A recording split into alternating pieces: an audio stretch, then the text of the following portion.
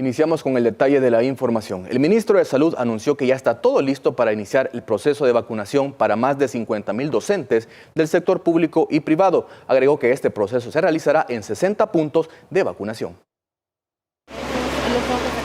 Las vacunas de Coronavac eran cargadas en los camiones para su distribución a nivel nacional. Este martes inicia la vacunación de docentes. Según el ministro, 50,000 maestros recibirán su primera dosis. Por supuesto, se va a dar cobertura a esos 50,000 maestros que están en el sistema público. Posteriormente se va a avanzar, por supuesto, también con el sistema privado de educación. Y esto va a ser progresivo, siempre siguiendo las modalidades de todo el proceso de vacunación que ustedes han observado. Alaví explicó que existe una base de datos con la que harán el llamado de los educadores. Son 60 puntos los establecidos para dicha inmunización. Dependiendo de la necesidad que se pueda, hemos pasado de aplicar 2,000 vacunas en un día, hemos llegado a datos de 5,000 vacunas en un día y esperamos poder obtener datos en estos próximos días de más de 15,000 vacunas aplicadas por día. Destacó que la vacuna de la farmacéutica Sinovac tiene por efectividad del 100%. Un 100% de efectividad para prevenir la enfermedad grave y la mortalidad y un 78% para poder prevenir esa enfermedad con síntomas leves. El funcionario dijo que se esperan más lotes de vacunas en las próximas semanas para alcanzar la aplicación de 4.5 millones de salvadoreños vacunados.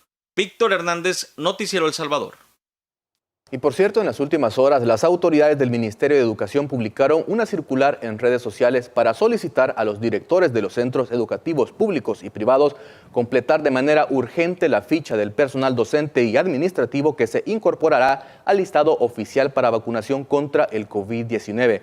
Esta ficha debe ingresarse en el Sistema de Información de la Gestión Educativa Salvadoreña. Los docentes y el personal administrativo deben presentar todos los datos personales. Los titulares de Defensa, Salud y del Instituto Salvadoreño del Seguro Social recibieron la primera dosis de la vacuna contra COVID-19. Esto como parte del personal médico y de seguridad que trabaja al frente de las instituciones de primera línea.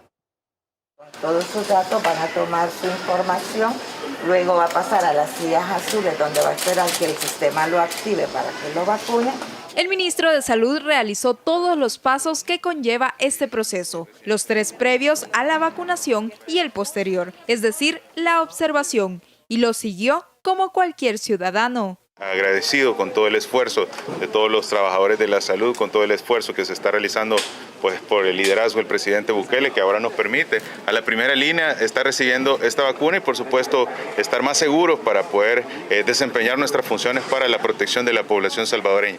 Al titular de salud le fue aplicada la vacuna Coronavac, fármaco procedente de China, que llegó a nuestro país el domingo pasado y que le será colocado a todos los maestros a nivel nacional. De este 1,000,000 de dosis recibidas del país asiático, una también le fue suministrada a la directora del Instituto Salvadoreño del Seguro Social.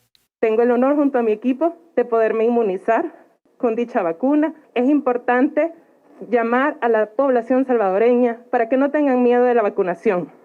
La vacuna es la llave que nos dará el paso para poder terminar esta pandemia. Con la tranquilidad que ya mi cuerpo va a estar generando esas defensas para poder tener mayor protección ante el COVID-19.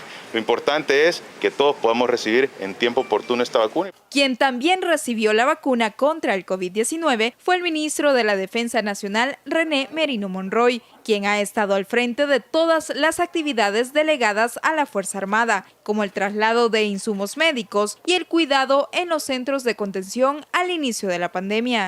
Hay que recordar que nosotros estamos 24/7 cumpliendo diferentes misiones, entonces tenemos que irla programando, la forma en que vamos sacando los efectivos para venir a la vacunación y dejar esos lugares siempre cubiertos. Varias naciones tomaron la decisión de vacunar primero a todos sus funcionarios. Sin embargo, este no fue el caso de El Salvador, donde cada uno de los titulares ha esperado su turno, dependiendo del grupo de riesgo donde se encuentren. Isabel Ramos, Noticiero El Salvador.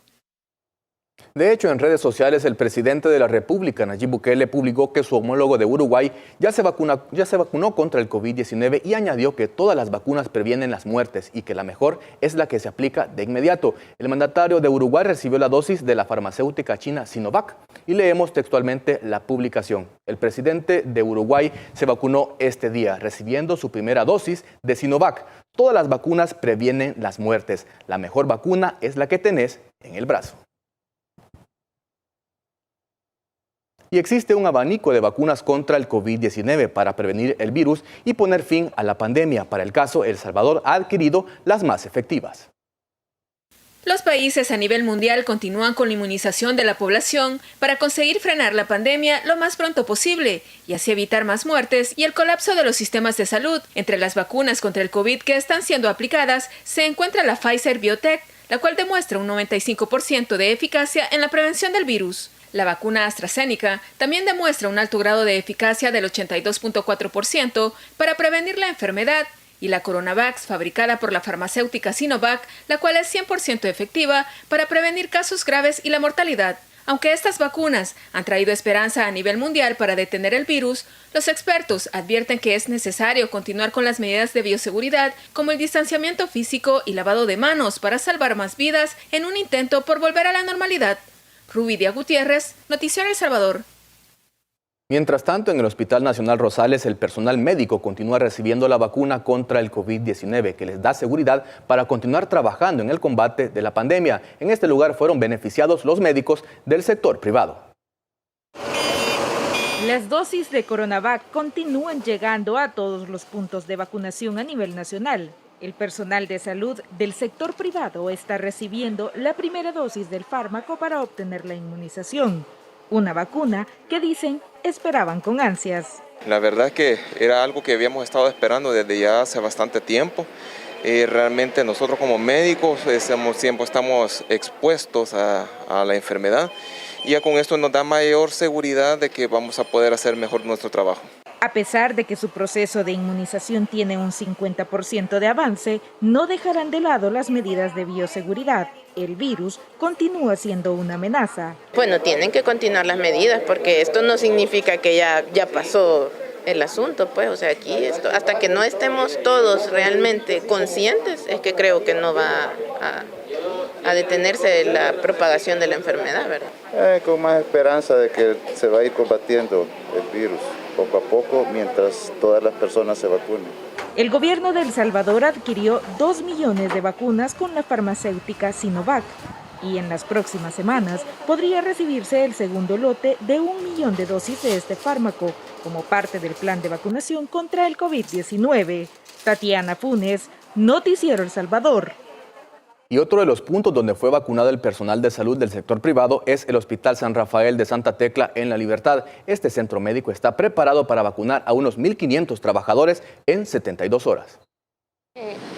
Que yo pues me presentara ahora aquí al Hospital San Rafael a las 8 de la mañana porque me iban a colocar la vacuna. Como Sandra, todo el personal del sector privado de salud es beneficiado con la aplicación priorizada de la vacuna anti-COVID-19. Ella relata que se sintió muy importante y agradecida al recibir la notificación. Bastante bien porque yo soy diabética, ¿verdad? Y realmente yo me considero bastante vulnerable para la enfermedad y trato de cuidarme bastante. Igual mi familia.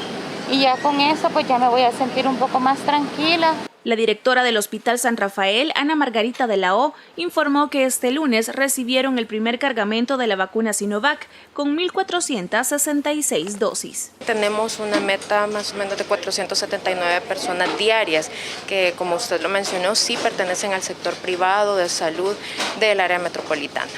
Pues bueno, es una oportunidad que tenemos, ¿verdad? Porque estamos expuestos al virus, ¿verdad? Ya tenemos pacientes, yo soy del área de odontología, entonces estamos muy expuestos, ¿verdad? A eso, y pues bueno, que bien que se nos está tomando en cuenta para esta vacuna. El personal encargado de aplicar las dosis destaca la satisfacción de servir a la población salvadoreña en esta etapa de la atención de la pandemia. Ver muchas caras emocionadas, alegres y agradecidos por el trato que se les da y por la oportunidad de haberle aplicado la vacuna y sobre todo el buen récord que vamos adquiriendo, ¿verdad? Que el personal que vacunamos se va muy satisfecho. La directora del Hospital San Rafael además informó que todo el personal de este centro de salud ya recibió la primera dosis de la vacuna anti-COVID-19 y continúan trabajando para atender a la población en diferentes servicios. Lorena Martínez, Noticiero El Salvador. Y más de 8.000 militares han recibido la primera dosis contra el COVID-19, de acuerdo a los datos proporcionados por el ministro de la Defensa, René Merino Monroy. La fase de la aplicación de la primera dosis terminará esta semana y para el próximo mes se prevé iniciar con la segunda dosis.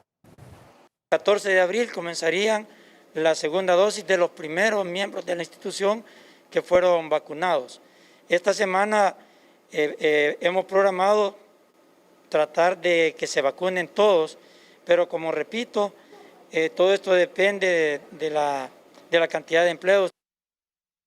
Y debido a las acciones del gobierno para contener la pandemia, continúa la reducción sostenida de los casos de COVID-19.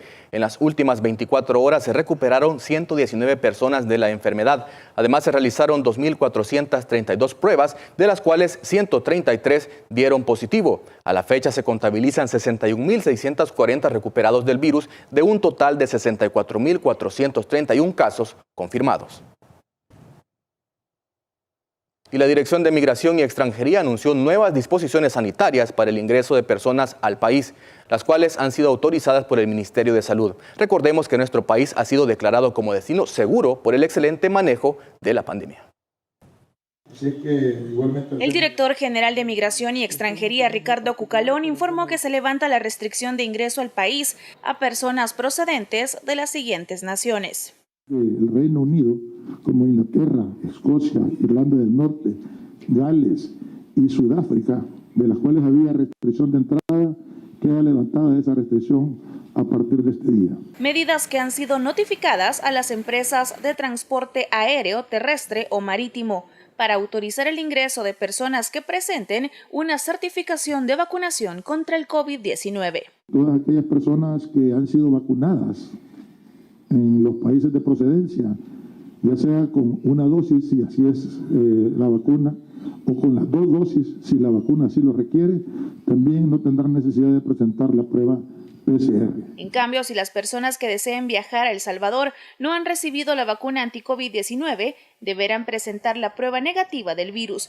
Las pruebas autorizadas son NAAT, LAMP y PCR. Estas deben tener un plazo no mayor a 72 horas. Lorena Martínez, Noticiero El Salvador.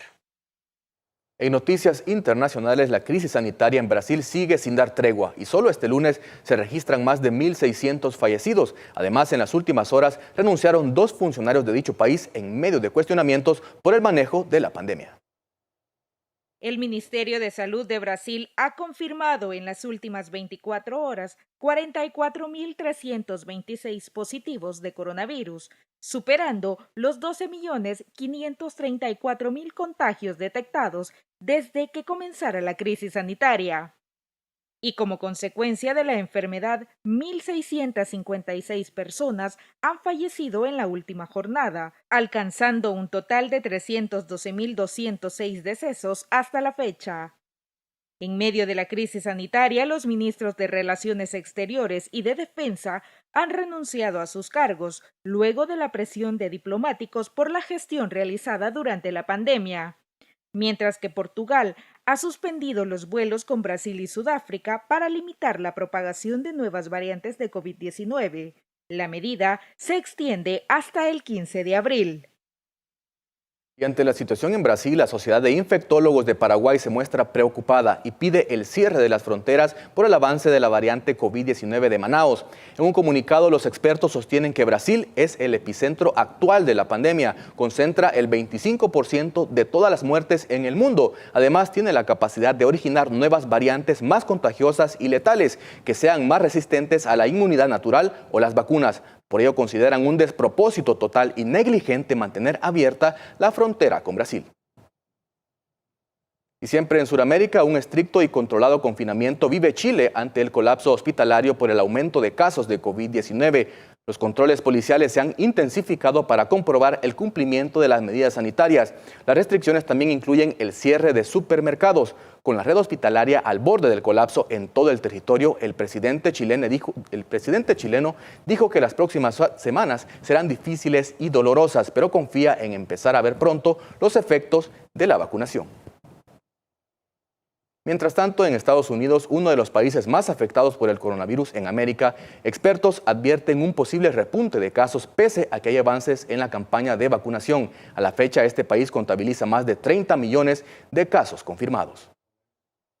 El gobierno de Estados Unidos alerta de un repunte de casos de coronavirus. La nación norteamericana registra entre 60 y 70 mil casos diarios. La directora de los Centros para el Control y Prevención de Enfermedades señaló que el país se ve abocado a una fatalidad inminente con base a los recientes datos. Estados Unidos figura como el país más afectado en cifras totales, con 30.262.380 casos y 549.335 muertos, seguido por Brasil e India.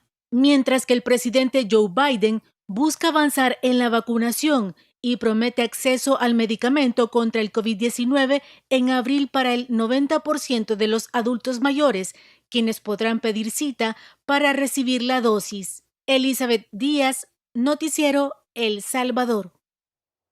Un reciente informe del Gobierno de México revelaría que la cifra oficial de fallecidos por COVID-19 es de 321.059 personas. Los nuevos datos estarían a la altura de Brasil, pero la población de México es de 126 millones de habitantes. Es menor que la del gigante suramericano. México es el tercer país de América con el mayor número de muertes por coronavirus.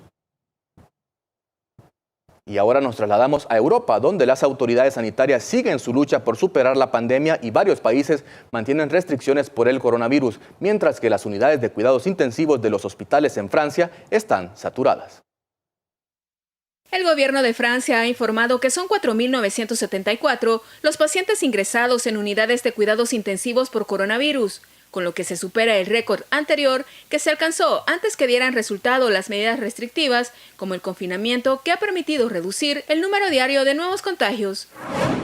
Italia se acerca a los 13.000 casos diarios y las autoridades sanitarias han informado del fallecimiento de 417 personas en las últimas horas a causa del coronavirus. La última cifra de fallecidos contabiliza 108.350, mientras que los casos activos superan los 500.000.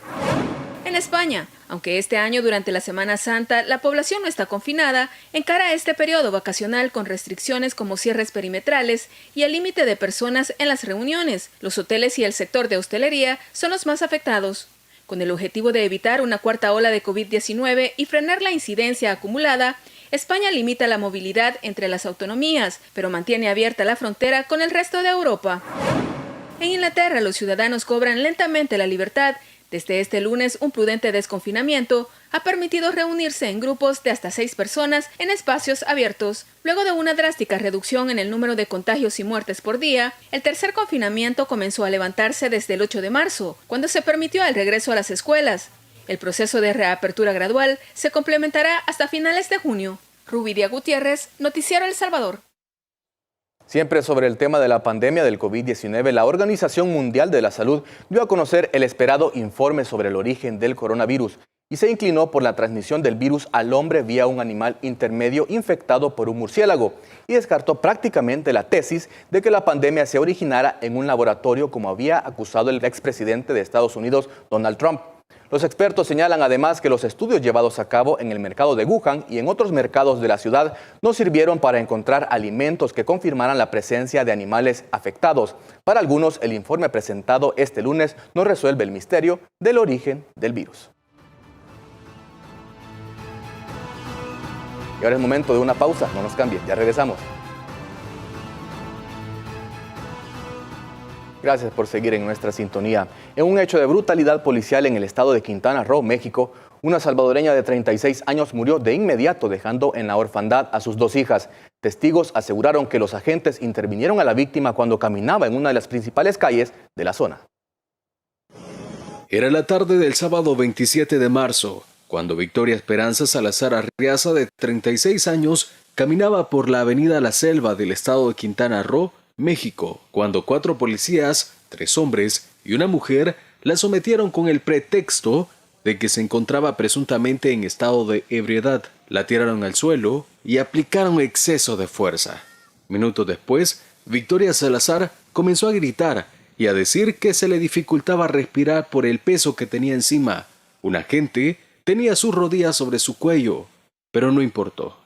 Continuó con la brutalidad de intervención que la víctima dejó de gritar y moverse. Murió de inmediato.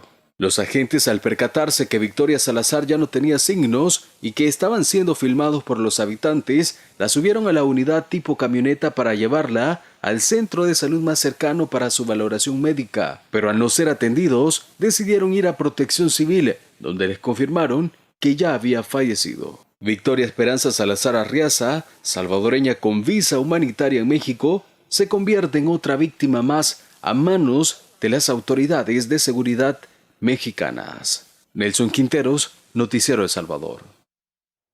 A este tema reaccionó el presidente de la República, Nayib Bukele, quien pidió al gobierno mexicano que esclarezca lo ocurrido. Al mismo tiempo envió sus condolencias a la familia de Victoria Salazar, mujer que murió a manos de la policía de Tulum, en Quintana Roo. El mandatario escribió: nosotros nos encargaremos de la manutención y estudios de las 2 hijas de Victoria y de todo lo que necesiten.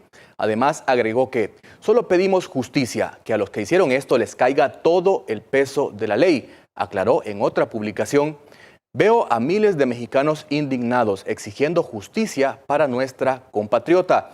Ellos están igual de indignados que nosotros. Que no se nos olvide que no fue el pueblo mexicano quien cometió este crimen, sino unos criminales en la policía de Tulum.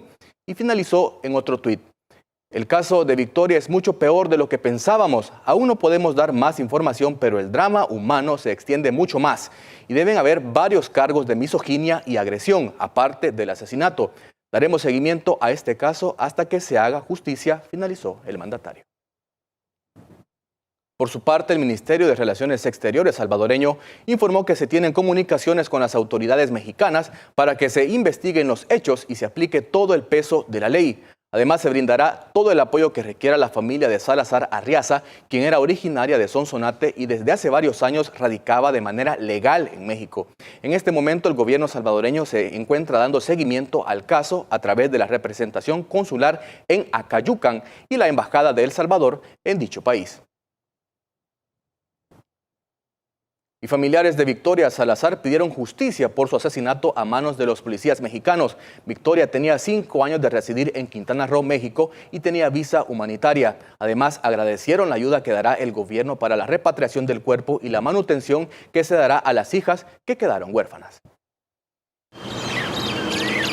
El gobierno, por medio del Ministerio de Relaciones Exteriores, recibió a la familia de Victoria Salazar, quienes agradecieron la ayuda anunciada por el presidente de la República, Nayib Bukele. Ya el presidente también en un tuit mandó de que él está a favor de todos los procesos, ¿verdad?, que se van a dar con las niñas y ofreció una manutención para las niñas y estudios si ellas querían estudiar acá en el país.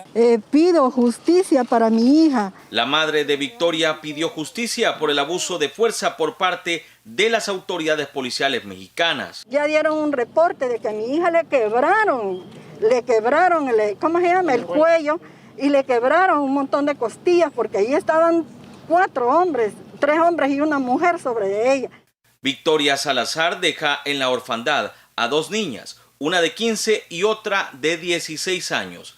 Además, ella salió del país hace 5 años y tenía visa humanitaria tras pedir asilo en México. ¿Había recibido algún tipo de amenaza aquí en el país para buscar irse? No sé si ella no me quiso decir para no, ¿cómo se llama?, ponerme a mí en penas, pues.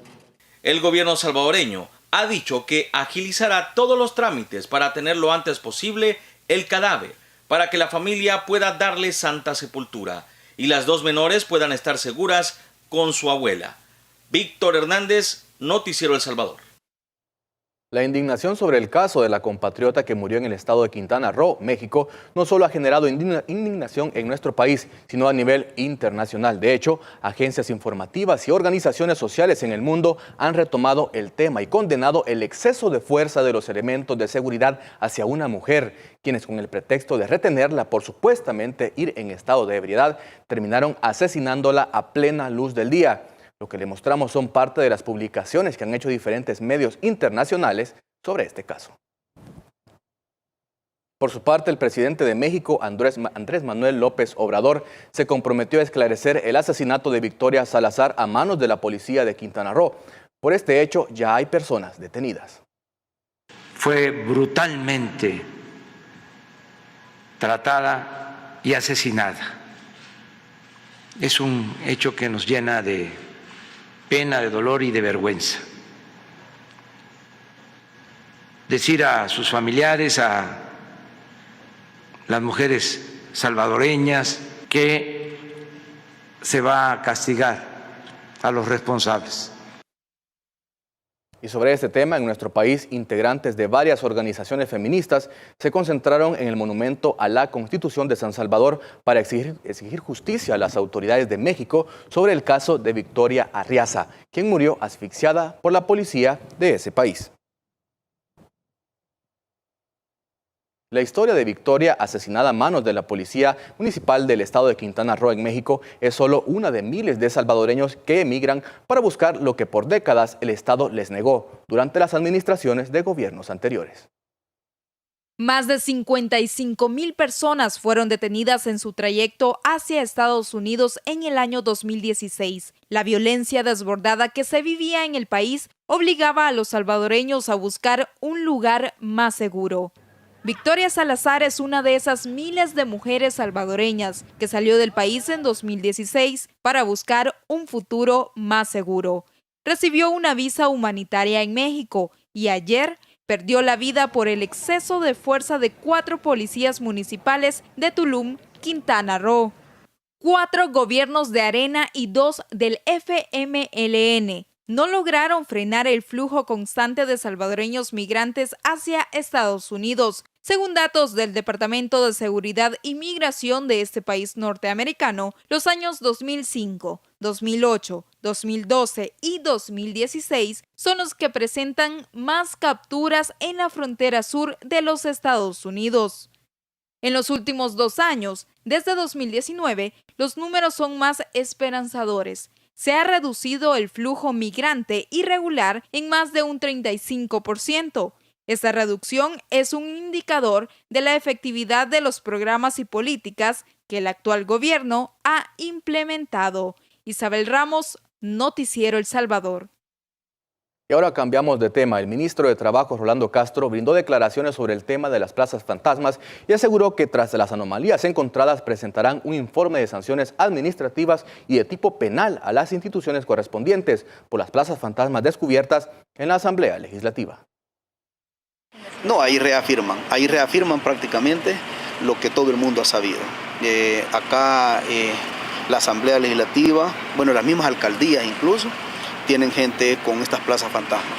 El ministro de Trabajo se refiere a las declaraciones de la exdiputada del PCN, Cristina López, quien a través de un video posteado en sus redes sociales ratifica una vez más la existencia de las plazas fantasma en la Asamblea Legislativa e incluso asegura que el presidente de este órgano de Estado, Mario Ponce, le pidió que no llegara a trabajar, pero sí que cobrara su salario. Los funcionarios públicos debemos de ser coherentes y el peso de la ley debe de aplicarse.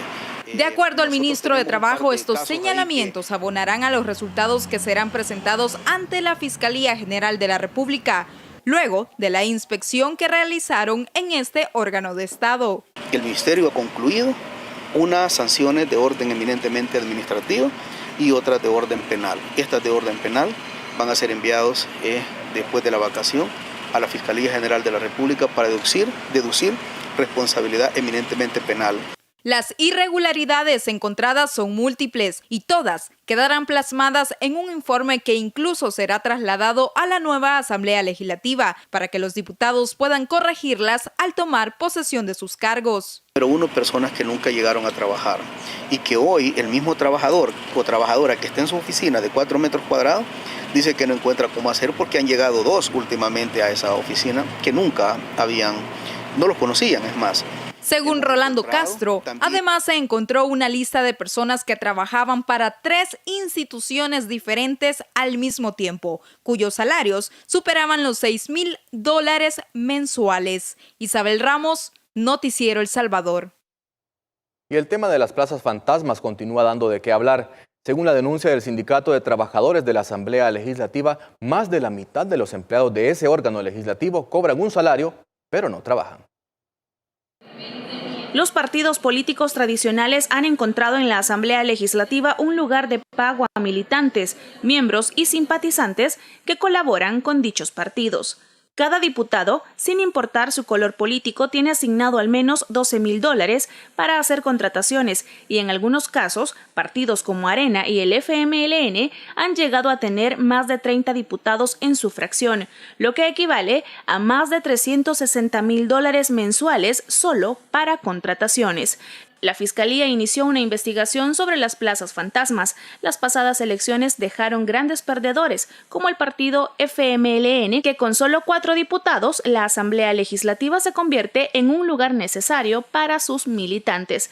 Con tal debacle y sin el dinero de la deuda política que paga el Estado, son las finanzas uno de los rubros más golpeados en estos institutos políticos. Con información de Guillermo Berríos, Lorena Martínez, Noticiero El Salvador. Y mediante una investigación periodística se descubrió que los partidos políticos de la Asamblea Legislativa han reubicado personal de las fracciones legislativas para convertirse en empleados institucionales. Muchos ya fueron pasados de contrato a ley de salario. Mediante documentación pública obtenida a través de la Unidad de Acceso a la Información, se ha revelado que la mayoría de fracciones legislativas han realizado movimientos internos para cargar con más empleados a ese órgano de Estado y cambiarlos del régimen de contrato a ley de salarios. De acuerdo con los datos, es la fracción del PCN la que ha realizado el 76% de todos los traslados y movimientos de personal que se han conocido recientemente. El PCN encabeza los traslados, le sigue Arena y se suma el FMLN. De los cambios reportados, algunos registran modificaciones en el tipo de contratación. Los puestos se conocen como colaborador administrativo. 2 más fueron ubicados en la unidad de prensa institucional. Las fracciones legislativas están integradas por un total de 1.100 empleados, de los que Arena, FMLN y PDC de Rodolfo Parker suman más de 650 entre los 3. Y ahora es momento de una pausa, ya volvemos. Cambiar de tema y a contarles que el Sistema Nacional de Protección Civil ha desplazado a miles de personas para dar asistencia en las vacaciones de Semana Santa bajo el Plan Verano Seguro 2021. Uno de los objetivos es promover la cultura de prevención y seguridad a través de las coordinaciones entre las entidades de socorro.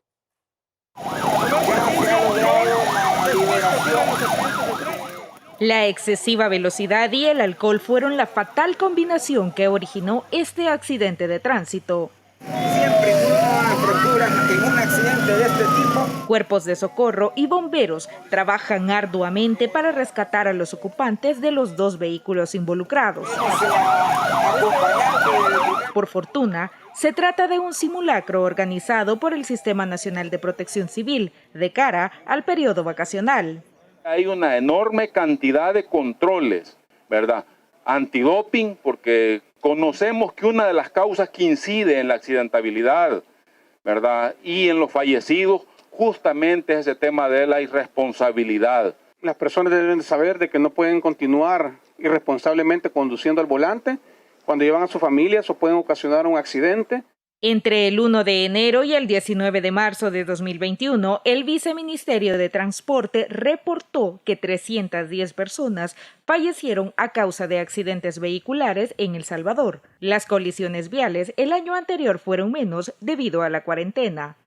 Y la PNC ya está ejecutando diferentes acciones para prevenir estos accidentes en el marco del Plan Vacaciones Seguras 2021. que se dio en abril del año 2020, registramos 35 accidentes por sus diferentes causas.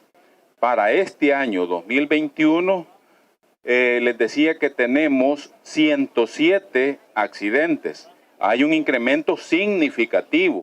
El Cuerpo de Bomberos también reporta un incremento de casi el 38% en incendios de automóviles y recomienda a la población inspeccionar su vehículo antes de realizar un viaje. En cuanto a las acciones contra el COVID-19, los centros turísticos y balnearios tienen restringido exceder el límite permitido y, según las autoridades, alrededor de 26,000 personas se trasladaron a la playa durante el fin de semana, donde también hay presencia de cuerpos de socorro.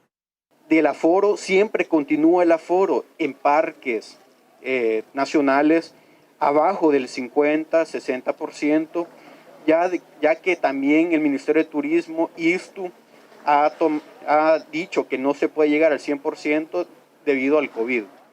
Las autoridades piden a los ciudadanos que acaten los protocolos sanitarios para evitar que los casos de coronavirus aumenten en el país. Tatiana Funes, Noticiero El Salvador.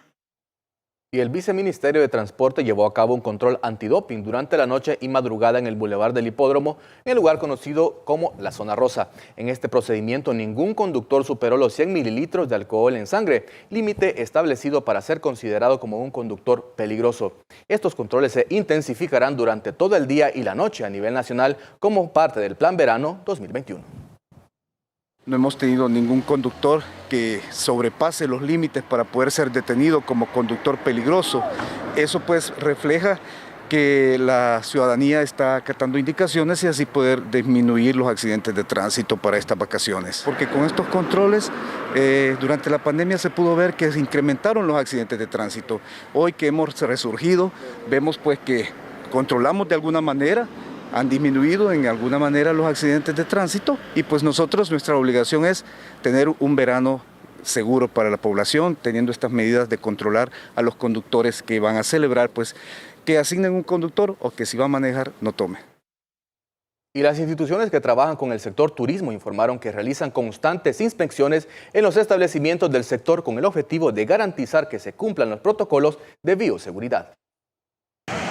Autoridades de turismo verificaron previo al periodo vacacional más de 250 establecimientos del sector.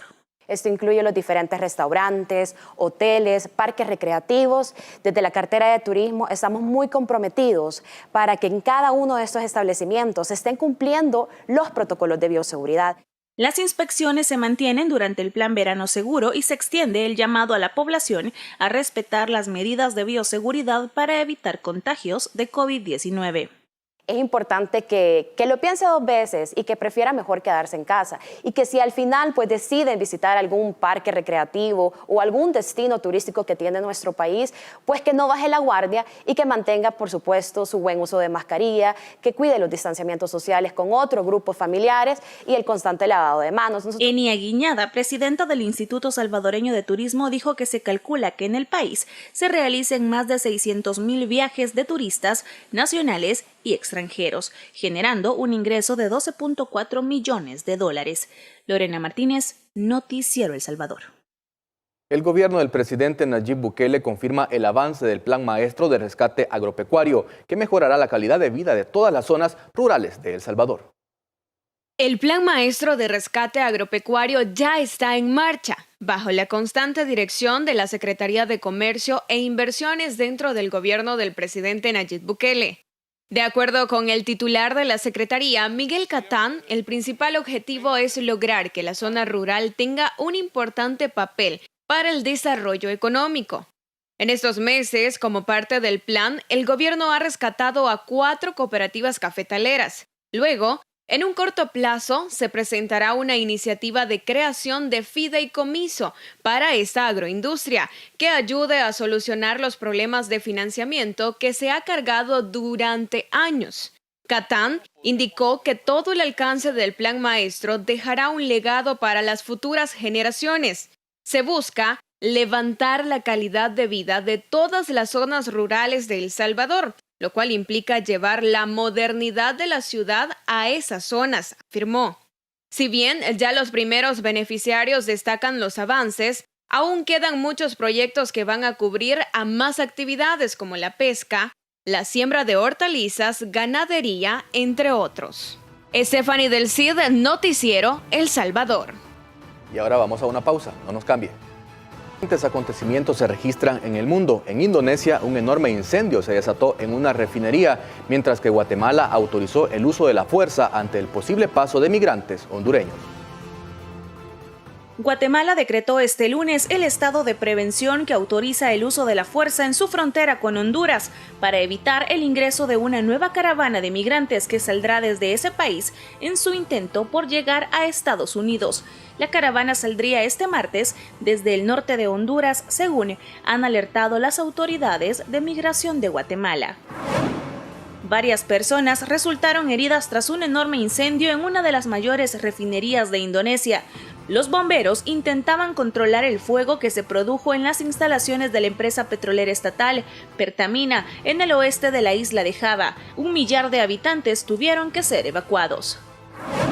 El portacontenedores que bloquea el canal de Suez desde hace casi una semana empezó a moverse y fue reorientado en un 80% en la dirección correcta. El presidente egipcio se congratuló por el buen resultado de la operación. La embarcación bloqueó completamente esta vía de agua de unos 300 metros de ancho, que es una de las más transitadas del mundo. Cerca de 400 buques estaban atrapados el fin de semana a ambos lados y en el centro del canal que une al Mar Rojo y el Mediterráneo.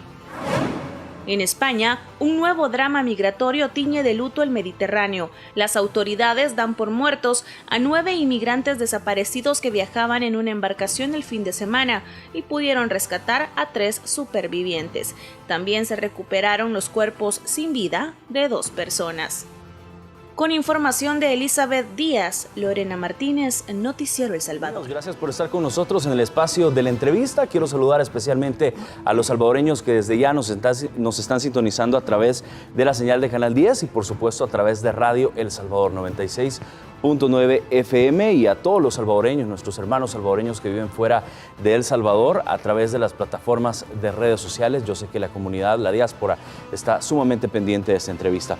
Hoy nos acompaña, ya dijimos, el director de la Policía Nacional Civil, el comisionado Mauricio Arriaza Chicas, y le damos nuevamente la bienvenida. Qué gusto que esté con nosotros. Muchas gracias, Armando. Gracias a Noticiero El Salvador por hacer posible esta oportunidad y bueno, a la orden para poder entrar a la conversación y poder explicar qué es lo que estamos haciendo. Claro. Bueno, sabemos obviamente que esta no es fecha de vacación para la Policía Nacional Civil. Actualmente están trabajando muy duro y sobre todo en este Plan Verano Seguro 2021, que ya hemos visto obviamente también que han estado muy presentes en las diferentes carreteras, en los diferentes balnearios y por supuesto en otros lugares de mayor concentración turística acá en el país. Cuéntenos cuál es el trabajo y por supuesto que está haciendo la Policía Nacional Civil en el marco de este Plan Verano Seguro 2021. Bueno, nosotros estamos integrados al Sistema Nacional de Protección Civil. Recordemos que este plan, especialmente en todas las Semanas Santas, es el Sistema Nacional de Protección Civil, como lo dije anteriormente, es el que se activa y en la cual somos más de 100,000 personas los que estamos trabajando. Dentro de lo que es la Policía Nacional Civil, estamos los 23,500 talentos humanos policiales. Estamos trabajando fuertemente, no solamente en lo que es la continuidad del Plan Control Territorial, sino que en esta fecha estamos en el Plan de Verano Seguro. Es un Plan Verano 2021 en la cual nosotros somos parte de este sistema integral y es ahí donde estamos desarrollando una serie de actividades. Estamos en todas las fronteras del país, estamos en todas las montañas, en las plazas, en los parques. Estamos apoyando las actividades religiosas, estamos apoyando las actividades turísticas en la zona costera del país. Es decir, Armando, no solamente el trabajo arduo del Plan Control Territorial, sino especialmente este plan de seguridad para esta época de Semana Santa, que es bien importante para nosotros. ¿Cuál va a ser el rol de la Policía Nacional Civil ya en este plan que arrancó, por cierto, el pasado sábado? y obviamente ha sido oficializado por las autoridades del gobierno y donde tiene la participación de 23.500 efectivos policiales en este plan de verano. Sí, este plan fue lanzado el día 28, el día de ayer prácticamente en horas de la mañana, a eso de las 5 o 6 de la mañana, estuvimos ahí con las autoridades del Ministerio de Protección de Gobernación, que es el presidente de la Comisión Nacional de Protección Civil. Estuvimos también con otras instituciones y es así que arrancamos en el Puerto de la Libertad. En el Puerto de la Libertad, ¿por qué lo quiero mencionar? Primera vez en la historia, la Policía Nacional Civil lanza una apertura de un plan de seguridad integral en diferentes rutas, en diferentes tramos, de lo que es toda la zona costera del Puerto de la Libertad. Estamos desde la playa El Zonte hacia lo que es el bypass del Sub-City, y así también estamos desde lo que es el Puerto de la Libertad hacia lo que es la playa San Diego y viceversa. Como también tenemos garantizada la seguridad en rutas alternas, inclusive en Talnique, en la parte de Comasagua, que son rutas alternas que son turísticas y que también la Policía Nacional Civil estamos desarrollando diferentes controles vehiculares, diferentes patrullajes, etcétera. Es decir, todo lo que es la carretera o lo que nosotros o el señor presidente de la República le llamó el Surf City, el bypass del Camino a Surf City. Todo ese camino nosotros lo tenemos garantizado y desarrollando toda una actividad integrada con las autoridades del Sistema Nacional de Protección Civil. ¿Qué quiero decir con esto? Tenemos seguridad pública, tenemos policía rural, tenemos policía de turismo, tenemos la policía de tránsito, como también las fuerzas especiales de la Policía Nacional Civil estamos ahí, y así a la vez el patrullaje aéreo.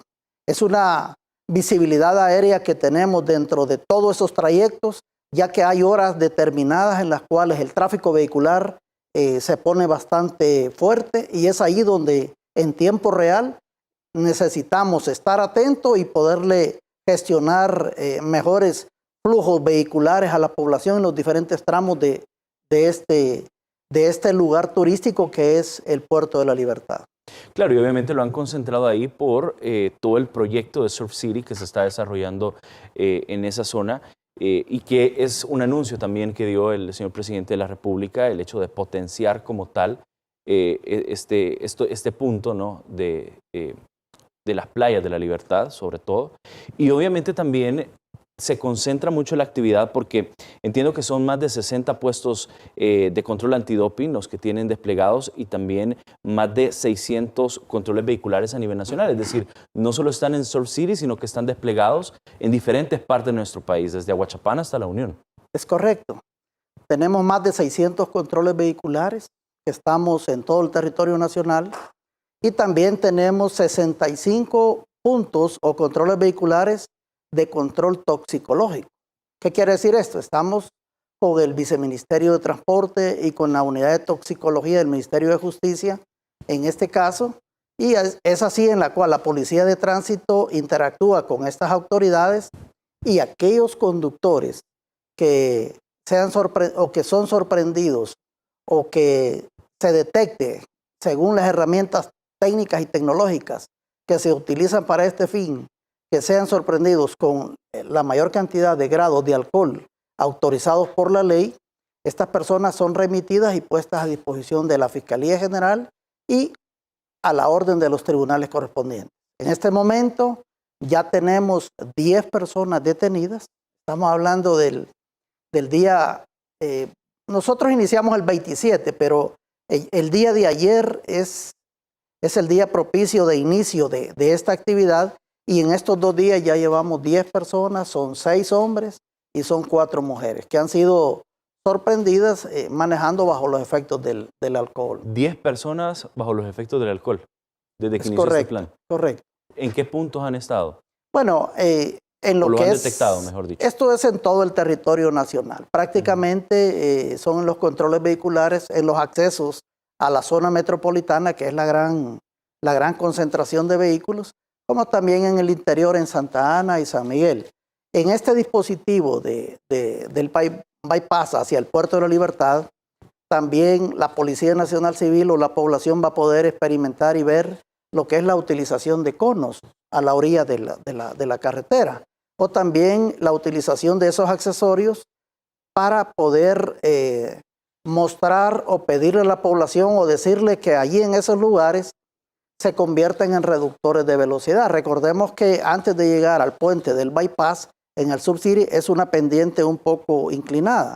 Entonces necesitamos que la población también sepa que cuando se encuentre con estos conos o con estos accesorios que son de seguridad vial tanto en la parte terrestre como también pueden haber algunos apoyos aéreos.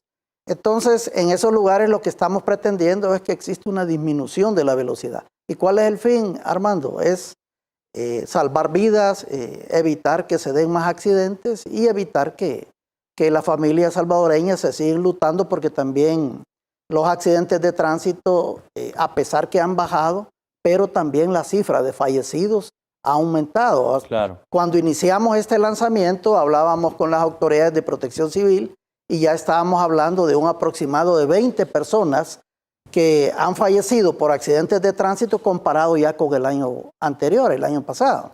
Así es que la idea es que disminuya esta cantidad de personas fallecidas y que la familia salvadoreña pues, pueda experimentar mejores niveles de percepción en seguridad y que no siga enlutándose con este tipo de situaciones que al perder un ser querido, el dolor, el duelo es fuerte, y la verdad es que la Policía Nacional Civil, consciente de esa situación, lo que hace es tratar de implementar dispositivos de seguridad pública y especialmente colaborar con la seguridad vial para evitar este tipo de incidentes. Yo creo que también, director, es importante llamar al pueblo salvadoreño a la conciencia en este tiempo de descanso, decía el viceministro de Gobernación. Él prefiere hablar de un tiempo de descanso porque hay una pandemia, obviamente. Y es importante llamar a la conciencia, sobre todo a no manejar bajo los efectos del alcohol y sobre todo estar a la expectativa de estos controles, andar sus documentos en regla también, que es importante. Sí, es correcto. La verdad es que estamos en una época de descanso por esta fiesta de seguridad de Semana Santa, pero quizás el llamado es siempre respetar las medidas de bioseguridad que bueno, el pueblo salvadoreño ha sido y está siendo ejemplo en el manejo de la pandemia de parte del señor presidente de la República y en especial de las autoridades del Ministerio de Salud y todos los que apoyamos a todo este esfuerzo en primera línea. Aparte de esto, el llamado es evitar el exceso de velocidad. No sobrepasar en aquellas pendientes, en aquellas curvas donde no tengamos esa visibilidad, en donde el conductor sepa que tiene la visibilidad suficiente para poder decir, bueno, yo voy a rebasar de conformidad con las reglas de seguridad vial que en ese lugar le sea permitido por ley. Recordemos que la señalización terrestre hay líneas amarillas que son continuas y hay líneas amarillas que son discontinuas.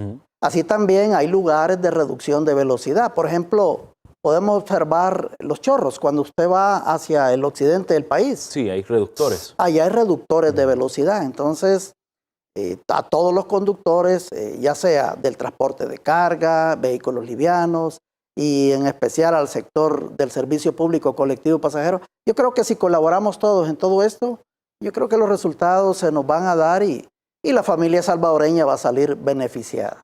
Por supuesto. Hace un par de segundos estaba hablando usted, director, sobre el tema de El Salvador, que obviamente está haciendo, y a través del liderazgo del presidente de la República, Nayib Bukele, está siendo bien visto por el manejo de la pandemia, no solo a nivel nacional, sino a nivel internacional, posicionándose en los primeros lugares en Latinoamérica y, por supuesto, el mundo.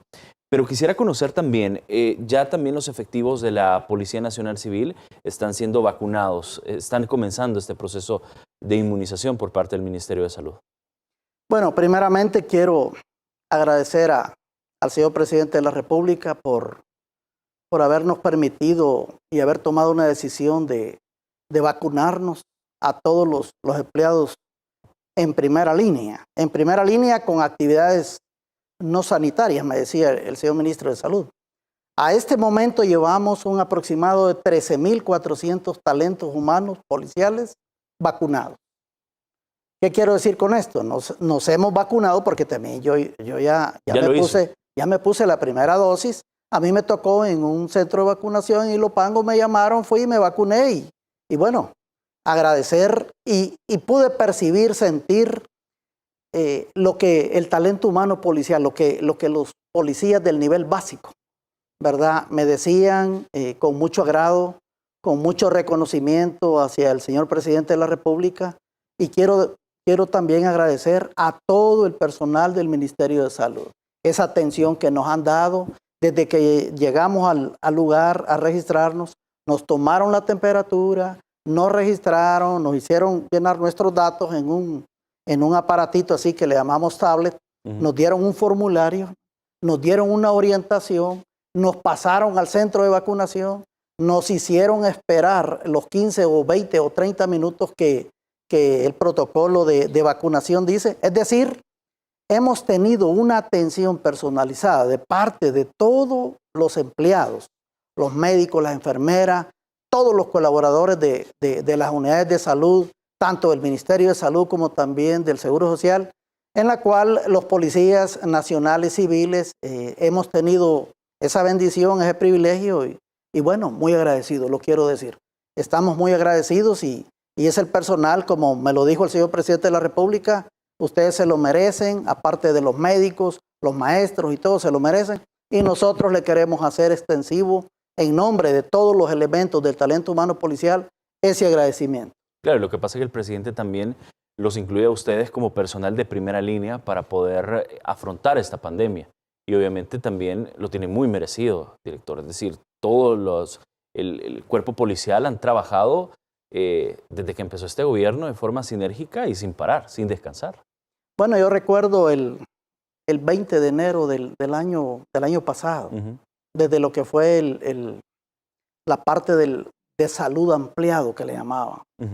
La verdad que fue un trabajo arduo en la cual el liderazgo del presidente a través del Ministerio de Salud y todas las instituciones que formamos parte de la primera línea, esa coordinación integrada, esas medidas, esas decisiones que fueron bastante complicadas, que al principio se cuestionaban, pero aquí tenemos los resultados. La verdad es que la forma como se manejó la planificación, la ejecución de la pandemia, que esto es una pandemia a nivel mundial. Yo creo que ese liderazgo, esa visión y ese corazón que el señor presidente de la República tiene es lo que nos ha permitido poderle decir al mundo y poderle decir a todos los salvadoreños que sí vamos todavía en la ejecución de ese plan, pero que sí, en este momento nosotros somos los beneficiados.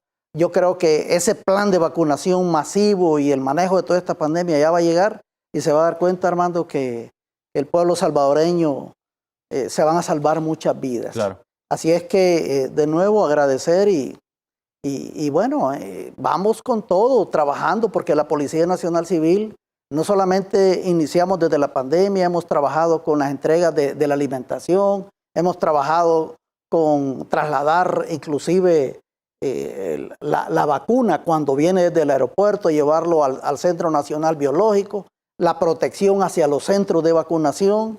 Es decir, estamos apoyando al 100% esta actividad sin descuidar el plan control territorial y en este momento el plan de verano seguro 2021. Claro, y precisamente vamos a hacer la primera pausa de esta entrevista, director, y al regresar vamos a estar hablando también del plan control territorial. Obviamente ya se sostuvo una reunión con el actual ministro de Seguridad, ya las líneas están dadas por parte del presidente y vamos a ver los primeros resultados al respecto. Quédese con nosotros, director, y por supuesto el pueblo salvadoreño. Ya venimos.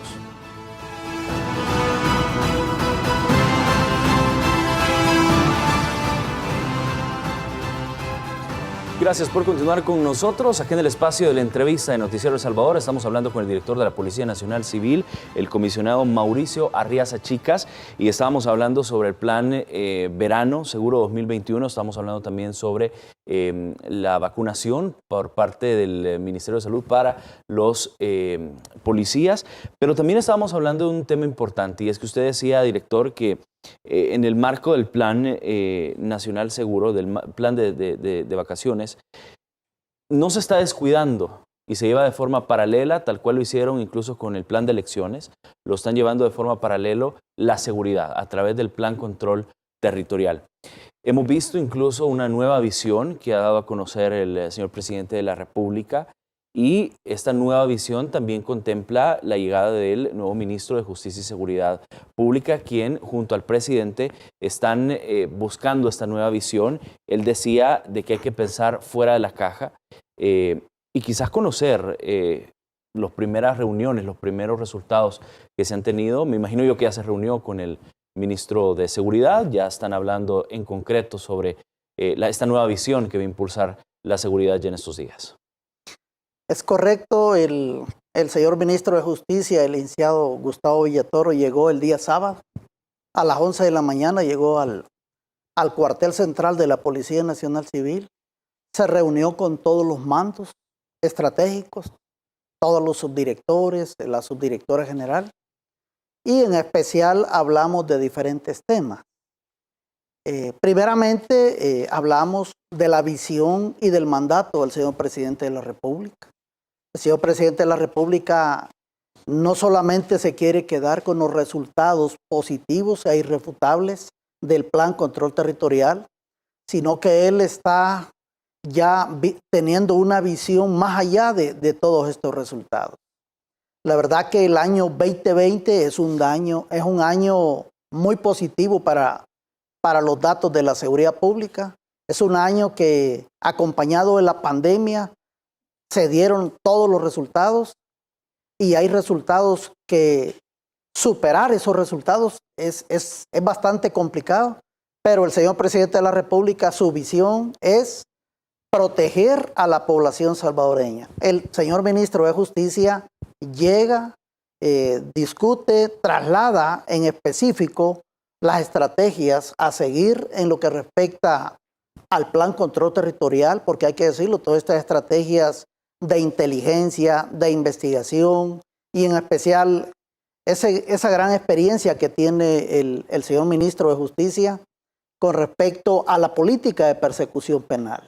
Recordemos que hoy en mayo, junio o julio ya depende de la cantidad de equipo tecnológico que vamos a utilizar en el Centro de Investigación Forense. En base a toda esa tecnología, ese equipamiento, el ministro de Justicia, con toda su pericia, con toda su bagaje, toda esa historia, porque recordemos que el ministro Villatoro, él viene de combatir los secuestros. Si recuerda, Armando, los secuestros en el país tuvo un momento histórico en el cual el sector empresarial se vio afectado. Él fue fiscal, y esa trayectoria, esa experiencia que en estos momentos se necesita empujar, impulsar dentro de la institución policial, esa es la visión del presidente y esa es la instrucción que el ministro de Justicia nos está dando. Es decir, la inteligencia policial y la investigación del delito tiene que estar basada en lo que es la evidencia criminal. Y yo creo que esa experiencia, esa visión, eso es lo que el ministro de Justicia nos ha trasladado y nos va a orientar para poder tener mejores resultados en el combate frontal a la delincuencia. Así es que nosotros como Policía Nacional Civil le hemos recibido, le hemos ofrecido esa cooperación, ese acompañamiento, y vamos a seguir los lineamientos que él nos está trasladando en base a esa visión. Como muy bien lo dijo el señor presidente de la República, hay que salirnos de la caja, de la rutina en que estamos, y hay que empezar a innovar, a ver qué más vamos a poder hacer para poder impactarle a todos aquellos delitos que también el señor ministro lo mencionó, los delitos de sangre contra los niños y contra las mujeres. El día de hoy tuvimos un caso, por cierto, en San Miguel, una violación de un menor incapaz. El señor ministro de Justicia, el licenciado Villatoro, estuvo liderando esa actividad operativa y se capturó a uno de los violadores en el municipio de San Miguel. Así es que nosotros estamos muy optimistas, muy contentos, y bueno, con la llegada de él vamos a mejorar y vamos a ir detrás de la impunidad. Eso es lo que que era mi siguiente pregunta, porque el presidente decía, y también el ministro de Seguridad decía, es importante reducir la tasa de impunidad en El Salvador. Es correcto. ¿Qué quiere decir esto? Que ante un hecho delictivo, una respuesta.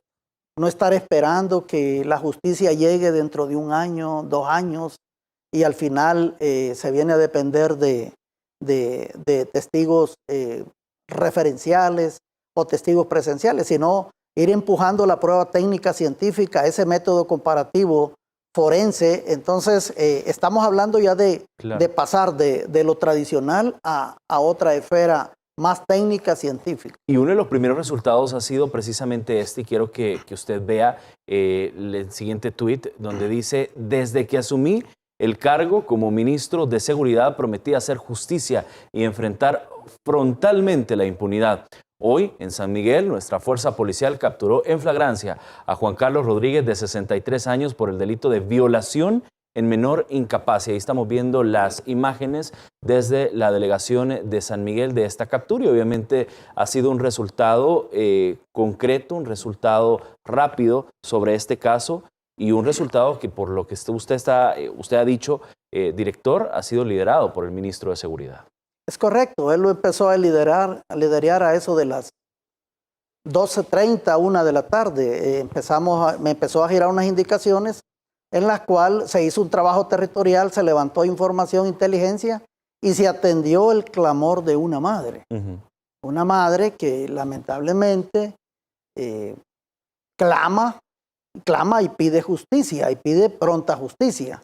Es así que el ministro de Justicia, el licenciado Villatorres, empieza a coordinar, me llama, me dice, integrémonos, tenemos que reaccionar, y empieza a presionar para que las cosas realmente salgan.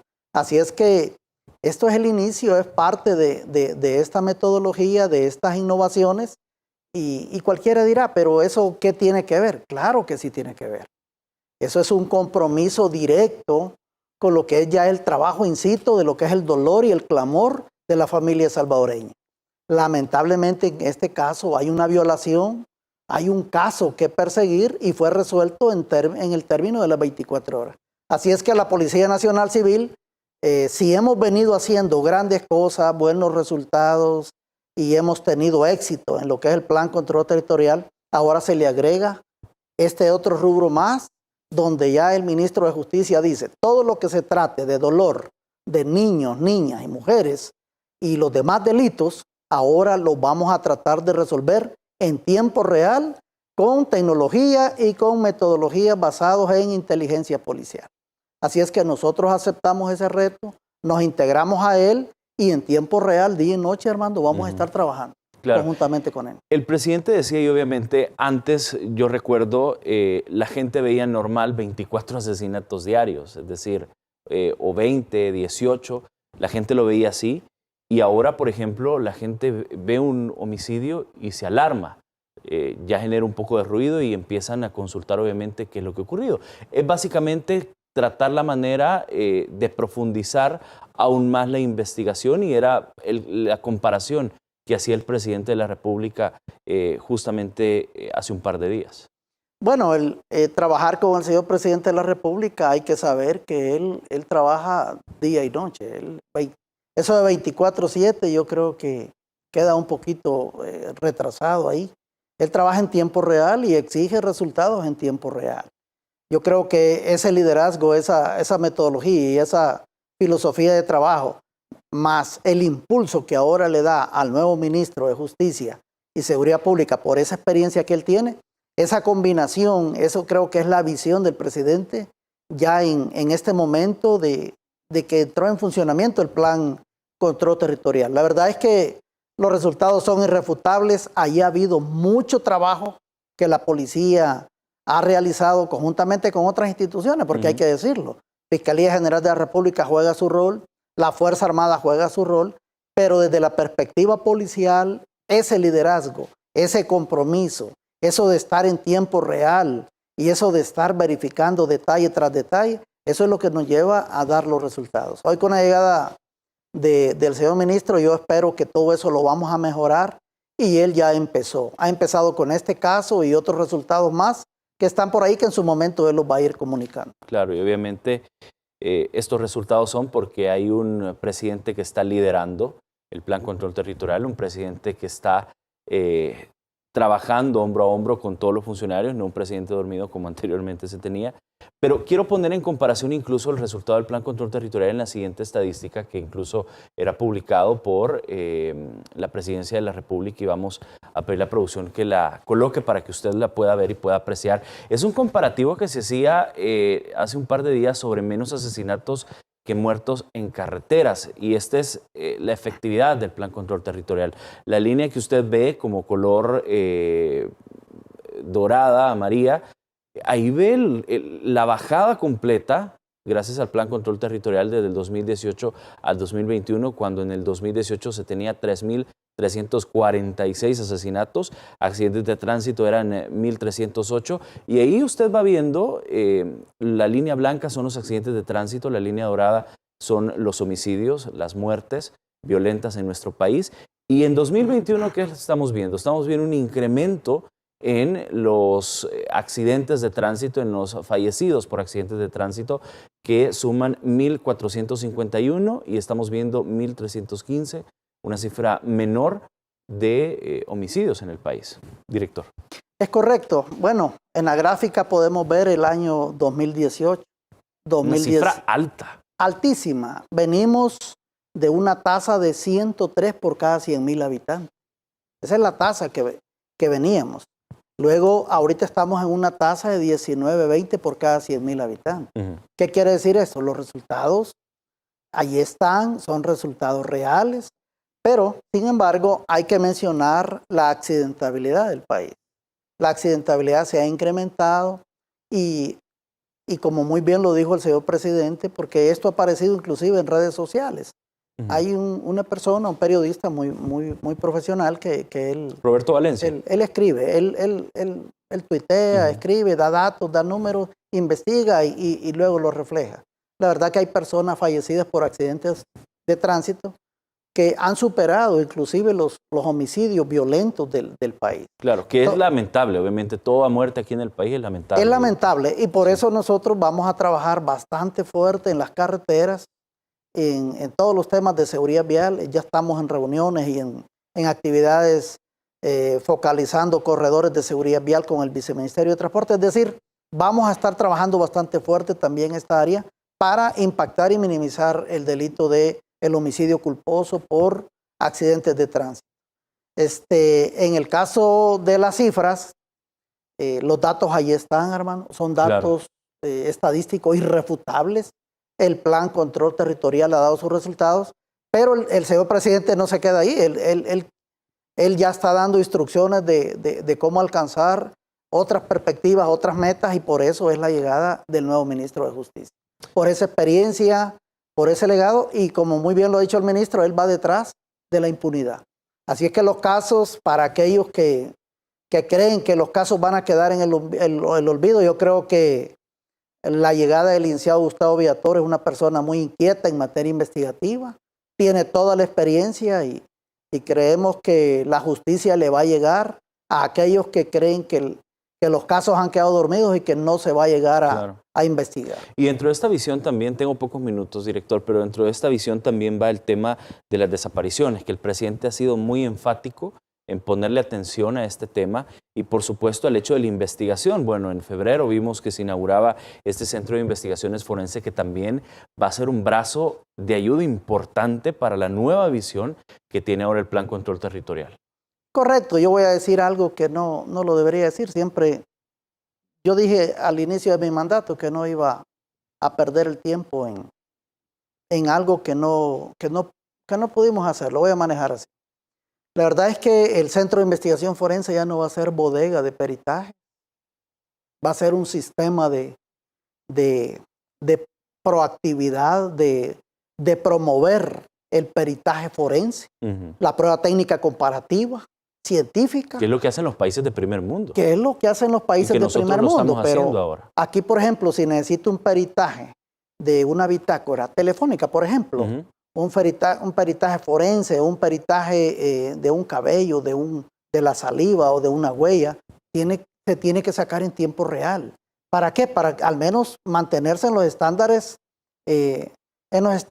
nacionales e ir en búsqueda de los estándares internacionales. Aquí podemos ver nosotros el Centro de Investigación Forense, entonces ya toda esta política de investigación criminal basado en el peritaje forense nos va a venir a cambiar eso y no tener allí bodegas de indicios o de accesorios antes. Como antes, porque la verdad es que si nosotros mucho puede hacer la policía con los testigos referenciales, presenciales, pero si no se tiene el peritaje forense, la verdad que no estamos en nada. Eso le va a servir al órgano judicial para poder utilizar la lógica, la psicología y la experiencia y para la toma de decisiones judiciales a la hora de emitir un dictamen o una sentencia.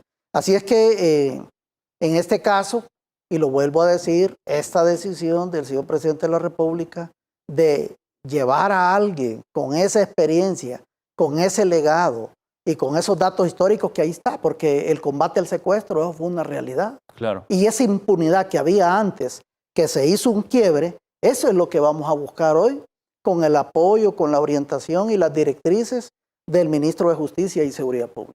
Perfecto. Director, muchísimas gracias por su tiempo. Yo sé que es muy movido y de verdad quiero agradecerle por hacer tiempo para venir a hablar con la audiencia, con el pueblo salvadoreño. Y bueno, bendiciones en su trabajo.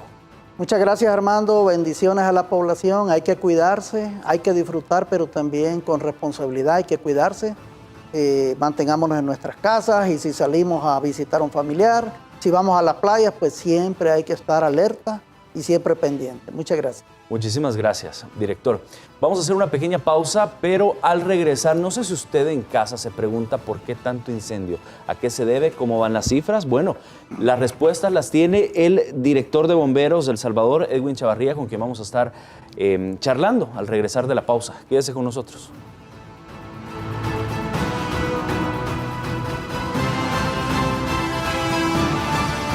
Por continuar con nosotros acá en el espacio de la entrevista. Hoy estamos charlando y vamos a charlar, mejor dicho, con el director de bomberos, Edwin Chavarría, a quien le damos la cordial bienvenida a este espacio de entrevista. Muchas gracias, gracias.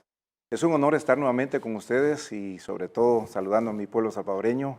Especialmente es un tema que siempre será importante y dejará un gran mensaje para nuestra nación. Por supuesto. Bueno, de hecho, bomberos lo hemos visto muy activo en diferentes emergencias en los últimos días. Lo hemos visto muy activo con el tema de incendios, lo hemos visto activos también durante las lluvias, pero también los estamos viendo muy activos en este Plan Verano Seguro 2021 que ha sido impulsado y ha inaugurado y se está echando a andar por parte de la Comisión Nacional de Protección Civil, el Sistema Nacional de Protección Civil, que obviamente se ha desplazado en diferentes partes del país y obviamente está ayudando, está dando asistencia técnica y por supuesto asistencia en estas vacaciones de Semana Santa bajo este Plan Verano. Uno de los objetivos obviamente sabemos que es promover mucho la cultura de prevención y seguridad a través de las coordinaciones entre todas las entidades de socorro. Pero queremos presentarle una nota también donde estuvo muy de cerca trabajando el Cuerpo de Bomberos. Hoy se realizó un simulacro de accidente de tránsito. Esto fue en el puente Chilama, el camino a Surf City, en La Libertad, en el marco de este Plan Verano Seguro 2021.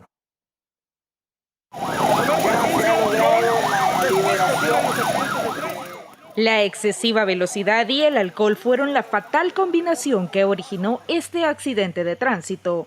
Siempre una fractura en un accidente de este tipo. Cuerpos de socorro y bomberos trabajan arduamente para rescatar a los ocupantes de los dos vehículos involucrados. Por fortuna, se trata de un simulacro organizado por el Sistema Nacional de Protección Civil de cara al periodo vacacional. Hay una enorme cantidad de controles, ¿verdad? Antidoping, porque conocemos que una de las causas que incide en la accidentabilidad, ¿verdad? Y en los fallecidos, justamente es ese tema de la irresponsabilidad. Las personas deben saber de que no pueden continuar irresponsablemente conduciendo al volante. Cuando llevan a sus familias o pueden ocasionar un accidente. Entre el 1 de enero y el 19 de marzo de 2021, el Viceministerio de Transporte reportó que 310 personas fallecieron a causa de accidentes vehiculares en El Salvador. Las colisiones viales el año anterior fueron menos debido a la cuarentena. Y la PNC ya está ejecutando diferentes acciones para prevenir estos accidentes en el marco del Plan Vacaciones Seguras 2021. Que se dio en abril del año 2020, registramos 35 accidentes por sus diferentes causas. Para este año 2021, les decía que tenemos 107 accidentes. Hay un incremento significativo. El Cuerpo de Bomberos también reporta un incremento de casi el 38% en incendios de automóviles y recomienda a la población inspeccionar su vehículo antes de realizar un viaje. En cuanto a las acciones contra el COVID-19, los centros turísticos y balnearios tienen restringido exceder el límite permitido y, según las autoridades, alrededor de 26,000 personas se trasladaron a la playa durante el fin de semana, donde también hay presencia de cuerpos de socorro. Del aforo siempre continúa el aforo en parques nacionales abajo del 50-60%, ya que también el Ministerio de Turismo, ISTU, ha dicho que no se puede llegar al 100% debido al COVID. Bueno, esto es obviamente parte del simulacro que se realizó hoy y que también tiene muchísima importancia el trabajo que está realizando Cuerpos de Bomberos. ¿Qué tan protagónico, o mejor dicho, qué tan importante es el trabajo que se tiene en este plan verano? ¿Cuál es el rol de bomberos en este plan? Bueno, gracias Armando. Mira, es bien importante hacer mención a nuestra población de Cuerpo de Bomberos. Es parte de un sistema nacional de protección civil y estamos 7/24. Nuestras alertas son día a día, son minuto a minuto y sobre todo pues las emergencias en realidad nos hacen que nuestro equipo esté a la vanguardia. Creemos nosotros que todo este plan de trabajo es prevención. Eso es algo que lo hemos venido diciendo de una manera muy categórica con el fin de que nuestra población tenga claridad en el estado de conciencia. Los accidentes que estuvimos viendo ahora, que fue un acto de simulación, en realidad era un hecho muy, pero muy preciso y queríamos demostrar que era la realidad. En efecto, esos son los acontecimientos que vivimos día a día como Cuerpo de Bomberos cuando se nos llama de que hay un accidente de tránsito. Para nosotros es vital cada segundo, cada minuto que pasa poder llegar y poder dar todo el soporte vital básico para poder, de una manera técnica, poder recuperar y estabilizar a la víctima y poderla entregar a los equipos y puedan ser trasladados a un centro asistencial. Ese momento que estuvimos viendo ahí nos dimos cuenta de que todos los equipos estábamos articulando para poder trabajar de una manera integral con el fin de poder establecer una ayuda propicia y adecuada. Estamos preparándonos para poder responder a una necesidad real. Y eso es una de las cosas que estadísticamente estábamos viendo que han ido en incremento, los accidentes y sobre todo los incendios vehiculares. Las causas de estas situaciones que estamos platicando tienen una diversidad de cosas y de razones muy fuertes. En el caso que vimos en los excesos de la injerencia del alcohol, obviamente hace de que el conductor pierda el control, pierde la percepción, que es una de las cosas muy fuertemente, y a él no le interesa prácticamente todo lo que está sucediendo, sino que hay un letardo y generalmente no tiene esa percepción y termina pues un accidente total y causando pues daños graves y a su familia. ¿Qué resultados podemos contabilizar a la fecha en el Plan Verano Seguro 2021 de atenciones que ha dado Cuerpos de Bomberos? En materia de incendios, desde la activación de nuestro plan de vacaciones seguras, llevamos 16 incendios. Pareciera poco, pero es sustancial. Estaba haciendo un análisis comparativamente con el año 2019, pensando que era un año normal y que ahora ya tenemos un año normal, que no hay restricciones, claro, que nuestra población está de una manera deliberada, se está desbordando, tomando pues acciones de poder compartir con amigos, con su familia, a los diferentes lugares turísticos y visitas a sus ciudades, etcétera. Y miraba de que tenemos un incremento de aproximadamente casi un 45%, comparado con el 2019. Quiere decir de que este acontecimiento sí es muy relevante y es importante hacer mención, el llamado a la población de que estas estadísticas son números fríos, pero lo más importante es qué estamos haciendo para prevenirlo, qué estamos tomando como medidas de control, cuáles son nuestras mejores acciones preventivas para que esto en realidad tenga una baja y no una alza. Yo creo, Armando, de que en esto es importante que nuestro pueblo salvadoreño tenga esa responsabilidad que pueda ser permanente, no solamente durante ciertas etapas o momentos, sino que debe ser completamente permanente para reducir lo más que podamos estas estadísticas. Yo creo que en esta temporada, y me imagino que usted también comparte mi punto de vista, es cuestión de madurez, es cuestión de responsabilidad también.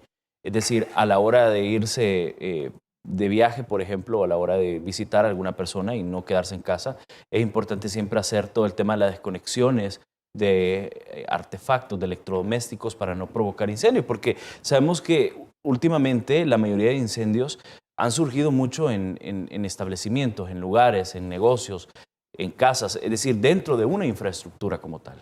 Efectivamente, Armando, fíjate que los datos que en realidad reflejan una interesante evaluación y análisis, y lo conversábamos con el equipo técnico, nosotros tenemos una clasificación de 5 tipos de incendios, los que nosotros respondemos, y teníamos una valoración de la siguiente manera. Para que tengamos una idea, los datos que tenemos en Maleza llevamos 390 incendios. ¿En lo que va del año? En lo que va del año, del 1 de enero a la fecha. ¿Y antes? Antes era... Por ejemplo, si hacemos comparativo 2019-2020. Fíjate que aún representa una baja. Es bien curioso cómo se comporta. Tenemos una disminución de casi el 9% en lo que va a la fecha, pero la magnitud con que ha sucedido estos escenarios es mucho más grande que el año pasado. Quiere decir de que los incendios que tenemos hoy en Maleza son de mayores proporciones comparados. Y ahora estamos comunicando, ahora estamos informando, estamos dando a conocer más a nuestro pueblo salvadoreño, a la sociedad misma, a todos, de que los incendios van más inmediatamente en aumento comparados, aunque estadísticamente no parece así, pero en un mes ha sido mucho más alto el porcentaje que en los meses anteriores del año pasado y aún del 2019. En los forestales tenemos prácticamente 59 incendios forestales. Quiere decir que sí hemos tenido daños, como lo estuvimos conversando hace un mes atrás, en el caso que estuvimos con la Montañona, en estructurales, en viviendas, llevamos 164. En vehículos, sí se nos ha incrementado más, 111. Este representa casi el 39% más de todos los incendios. De todos los incendios prácticamente en vehiculares. Ahora bien, ¿a qué se deberán los incendios? Porque mucho hemos visto en redes sociales, incluso el señor presidente de la República hacía un análisis en uno de las atenciones que ustedes cubrían y decía, qué extraño que existan incendios de forma tan seguida, pues, y de magnitudes grandes. ¿Será que son provocados? Me voy a atrever técnicamente a decirlo, y es importante, son provocados. Ningún fuego se genera por sí mismo. Hay algo que lo provoca y eso es muy delicado porque no miden las consecuencias o el daño a quien en realidad le va a repercutir. Te lo pongo de esta otra manera.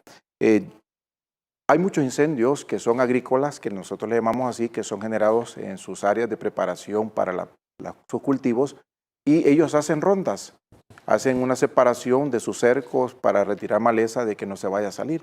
Perfecto.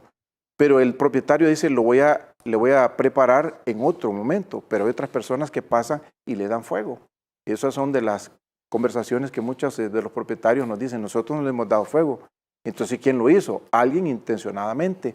Y ese fuego se sale de su propiedad y empieza a crecer y aumentar territorialmente en otras propiedades, y así va avanzando y pone en peligro otras viviendas y pone en peligro también a otras personas, porque el avance es tan rápido que lo va llevando en la velocidad del viento, y eso hace que los incendios sean más descontrolados. Comienzan de una manera pequeña, pero terminan en grandes escenarios catastróficos, por la medida en que son en lugares completamente en montañas, y así es como también es trasladado hasta las zonas forestales.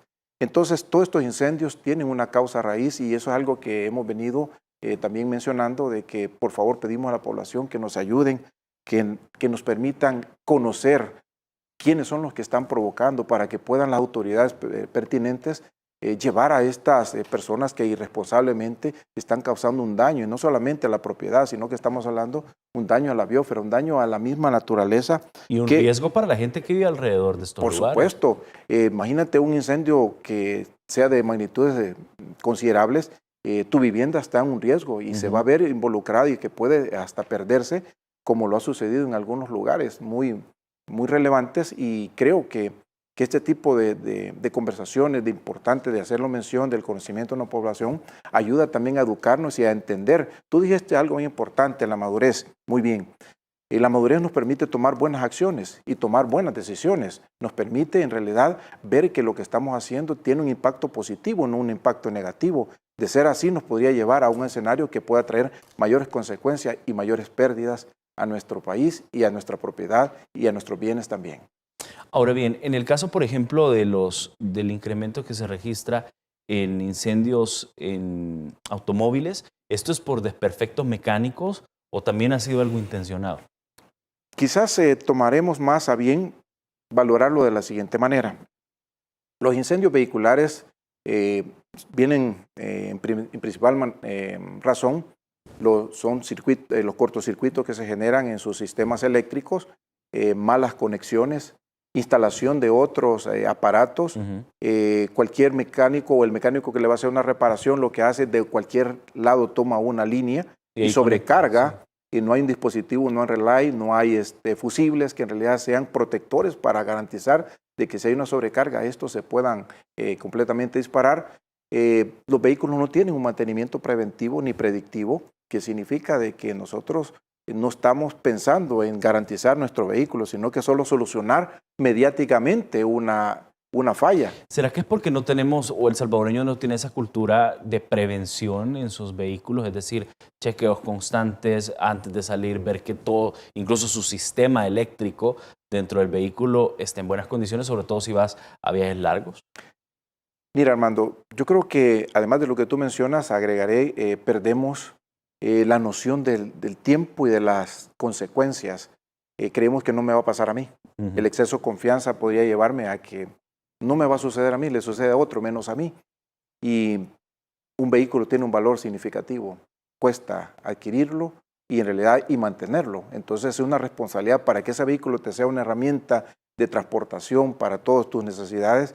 Debemos de cuidarlo, necesita un mantenimiento, necesita un control.